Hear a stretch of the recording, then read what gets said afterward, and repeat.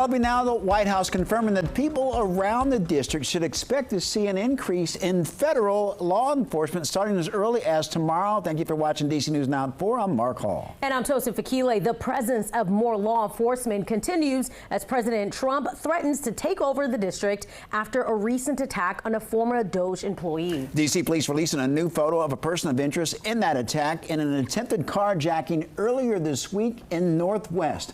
We're told two 15-year-olds from Hyattsville arrested and charged, but police are offering a $10,000 reward for additional information.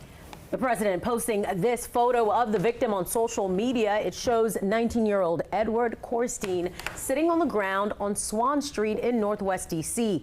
According to the police report, officers on patrol saw the 19-year-old being attacked and intervened. That attack drawing the attention of the president, reigniting his continued threat of taking over D.C.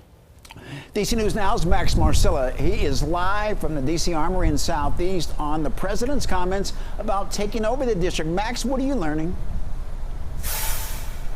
Well, Mark and Tosin, we're hearing from a senior White House official who says exactly what you guys just mentioned, that people living in D.C. should expect to see some sort of federal enforcement presence as early as tomorrow. Now, that is the latest in this series of threats that started from President Trump, as you referenced, coming after the attack of that former DOJ member. But what is still unclear is exactly what that means, what this deployment of federal resources mean. We don't know which agencies would be involved, or if it could involve deputizing the National Guard, which the president has threatened again for the last day or two. We also don't know what tactics they will be taking explicitly with the goal of keeping the district safe. We have, however, heard from newly appointed U.S. Attorney Jeanine Pirro.